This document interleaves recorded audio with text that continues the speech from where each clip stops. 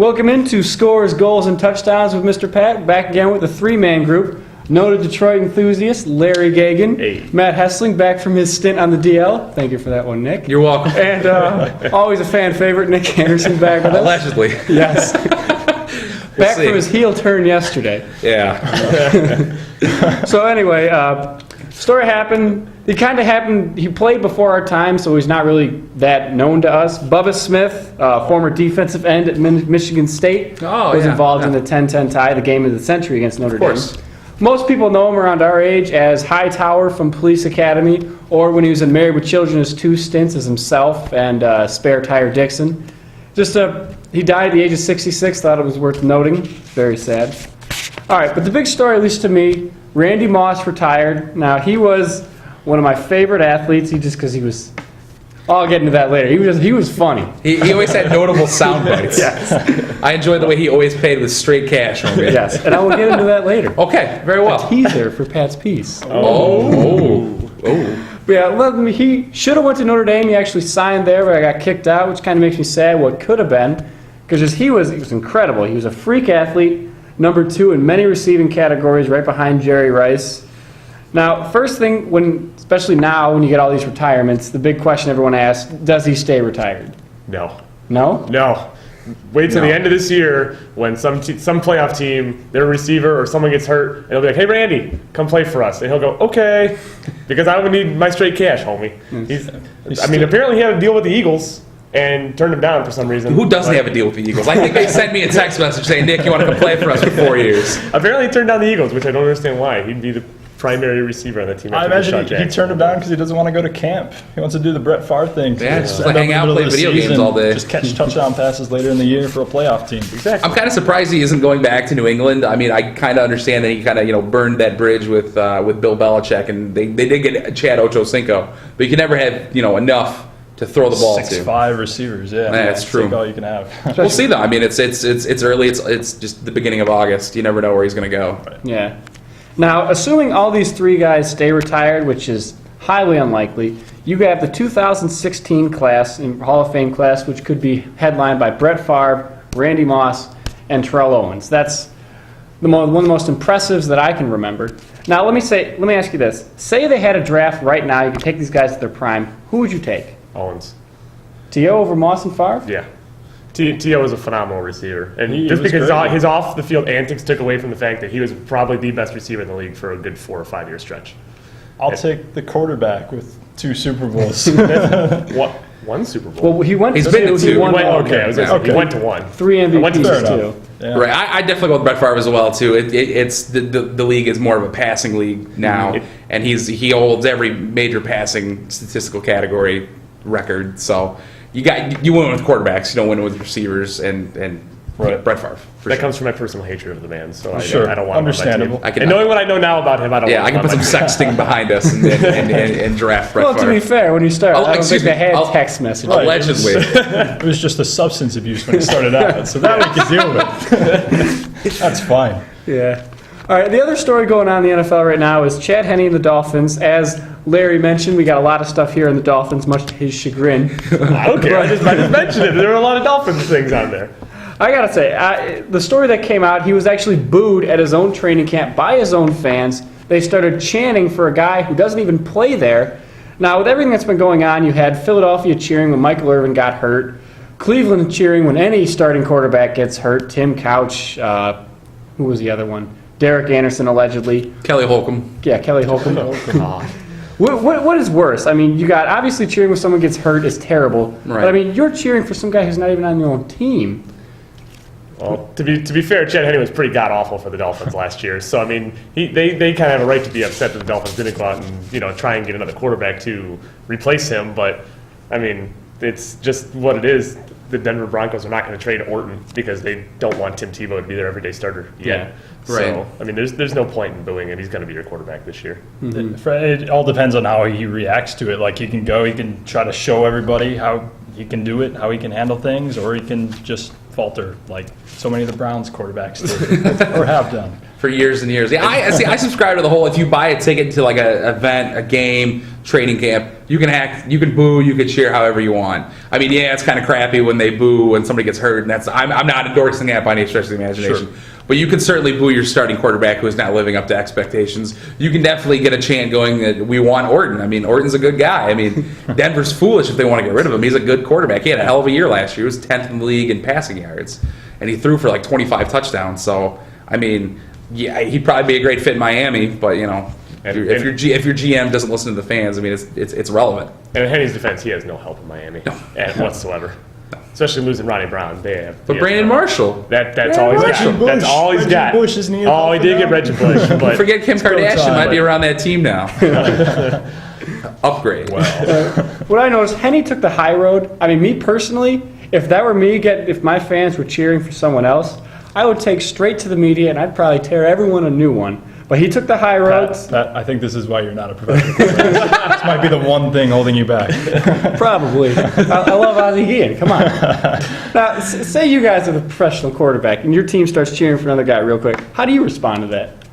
I retire right there. Like I'm done. You guys know me off camera. You know I would eat up something like that. I would just relish and be like, come on, bring it on. I want it more. It better be motivating to him Just to have a cry. good year, or else he will be out of there next year. Because they're probably not going to be good this year. So. No. I guess Tough that's division. yeah. I guess that's my thing. I've always been a fan of the heels, so I would go straight to the media. I hate the fans. Oh yeah, Mike's doesn't care about. You don't the fans. deserve me. All right, well, we're going to take a quick break and talk a little bit more about football and get into baseball. See you then. Welcome back. Scores, goals, and touchdowns. Got the three of us still with us: Larry, Matt, Nick. We start talking about the Dolphins a little bit more. It's gotten so bad there in Miami that even Brett Favre doesn't want to take his talents to South Beach. I mean, how bad is that to be that the guy who's been all over the media says, "Oh, no, I'm not getting into that." I'm good. Thank you. Thank you for your interest, though. I'll peddle my jeans elsewhere. Now, but the guy that they were cheering for, Kyle Orton, he's currently the starter in Denver. He's having a great training camp. He's delivering passes with Viper-like precision. And he's beat out Brady Quinn. He's beat out Tim Tebow. Not that that's very hard. Right. But I'm a Brady Quinn fan. I'm a Notre Dame fan. Let me ask you guys. When they both came in, Brady Quinn especially, a lot of people thought he was going to be really good. The Browns, he was their hometown guy. We all know what happened there. We all know what's happening currently in Denver. Do you think it's too late for either? Well, I shouldn't say either of them. Do you think it's too late for Brady Quinn to finally, catch on somewhere? I think it is. I mean, the quarterback story, like Aaron Rodgers, he sat for 3 or 4 years. He came to the league and tore it up. Brady Quinn has never really gotten a fair shake anywhere, really. He's kind of like Kyle Orton. Kyle Orton and him kind of the same parallels. Kyle Orton took the Bears to the NFC title game, but then Rex Grossman took him to the Super Bowl before he got there. Mm-hmm. It's almost like neither of these guys are getting a fair shake. They're not getting their Aaron Rodgers shot. With NFL, I'm not a big NFL fan because I feel with quarterbacks, they just need the right system. I think any quarterback can, if he was playing in New England, if he was starting New England, he'd be fine. He'd put up big numbers, I'm sure. Talking about Brady? Yeah. Okay. Any of them. Yeah, they're both. He's not going to ever get a chance. He had his chance in Cleveland. He got swallowed up. I mean, he's not going to get. He's already the third string QB. Once you've been relegated down to that role, you're not coming back up to be the starter anywhere. Yeah, Charlie Weiss made him look like Jesus in football pads at Notre Dame, and then he goes to the pros, and it just isn't a good system, a good fit for him anyway, really. And especially, I don't think he's going to get a shot in Denver because they paid a lot of money. Tebow was a first-round pick. Right. They probably got Brady for, a box of scraps. So in a cave. Basically. But Tebow, Tebow, do you see him ever? No. He's not an NFL I'm hopeful for quarterback. Tebow. I'm not drinking I've never drank the Tebow Kool-Aid. No. He's just like Matt said, he's a product of a system in Florida where he could run and throw the ball over the yard. But why not play that system in the NFL? Why not put him in the shotgun every down? Because the problem is, once you get to the NFL, there are linebackers that are just as fast as quarterbacks. Whereas, whereas in college, the quarterbacks can outrun these guys.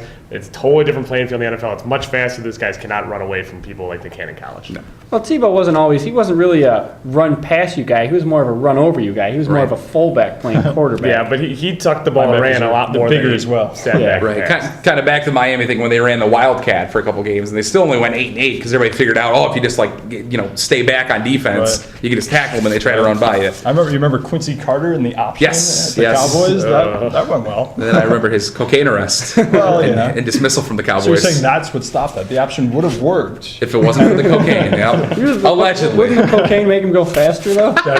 Only in his mind. All right, we're going to move on past football, go right into baseball. We haven't said it much. I know every week LC wants to start mentioning the Detroit Tigers and the AL Central, so you know what? Let's have it. Tell us your thoughts on it. Give us the state of the Tigers. There is no excuse whatsoever for that team to not win that division. That division is awful. There is not one team in the AL Central with a positive run differential. That's embarrassing. You don't think Ubaldo is going to turn that all around? No. Kosuke Fukudome? No, that was an awful trade. I don't know what the Indians were thinking on that. The Tigers have the best pitcher in the division. They have the 3 best hitters in the division. They have the easiest schedule left in the division. They've owned playing the other teams in the division. There is no excuse for them not to win this division with Jim Leyland and Dave Dombrowski's jobs on the line. And they'll still finish 3 games over 500. They're 8 over now. Oh, whoa. Whoa. You forget it's August. Usually September is when the wheels come off the bus. No, it's usually in August. They haven't come off the bus yet. But Okay. Yeah, they do have a 4-game lead. Cleveland's faltering. The White Sox just had an awful week against. Won the series against Detroit. Fell flat on their faces against Boston. Just looked awful against New York. And speaking of those 2 teams, we got 2 AL East fans. Matt likes the Yankees. Nick is a big fan of the Red Sox. Absolutely. Right now they're dead even. Dead even. Who takes it? I think Boston by the slimmest of margins, only because they have more consistent hitting. Outside of like Curtis Granderson and guys who like to go to poker games, the Yankees are kind of up and down offensively. Whereas the Red Sox, we've talked numerous times on this program about Adrian Gonzalez, how he's probably going to win the MVP. It's either him or Curtis Granderson, really. Granderson shouldn't even be in the discussion of the MVP. No, I actually agree. No, he has despite his 100 RBI and 25 home runs. Fine.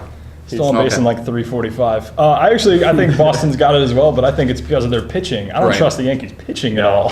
With Bartolo Colon, Freddie Garcia, I'm not so sure. Yeah, Freddie's a big game pitcher. That's true. Big game pitcher. If you smell what Freddie Garcia is cooking. After Sabathia, the Yankees have nothing Yeah. as far as pitching wise, and the Red Sox offense is just ungodly from top to bottom. So there's I'll be happy with the wild card though. I'll Right. take that. See you in the ALCS. Yeah, right.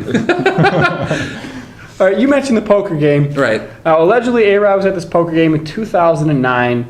There was a fight and cocaine involved, which he didn't do. Well, there was allegedly cocaine involved. Allegedly. But all sides That's said the title it of this was episode, I think. Allegedly.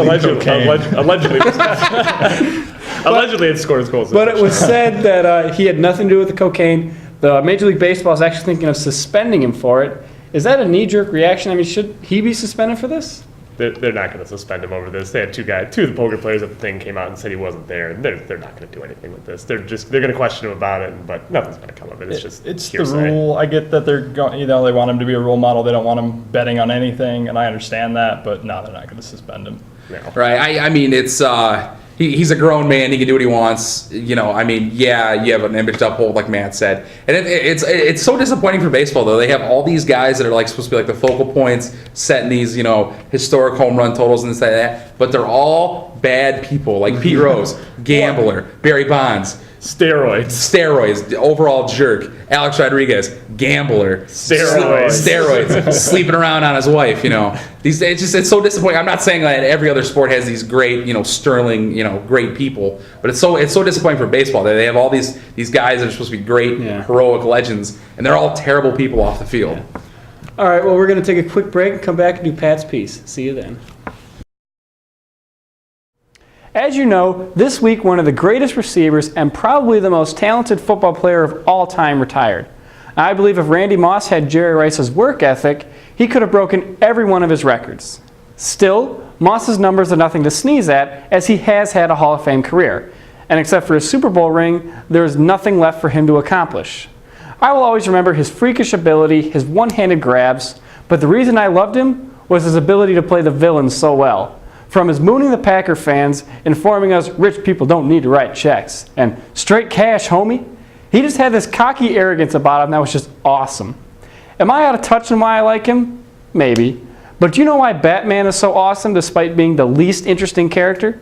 It's because his villains are so cool. Try to imagine The Dark Knight without Heath Ledger and it's Christian Bale and Aaron Eckhart crying for 3 hours. Roger Goodell may not agree, but a good villain makes things more interesting. This has been Scores, Goals, and Touchdowns with Mr. Pat. We'll see you next week. If you want to be a Hulkamaniac, I can sure tell you how to stay on track. You gotta train, say your prayers, eat your vitamins too. These are all the things that the maniacs do. Positive thoughts and positive deeds. These are the things that make success.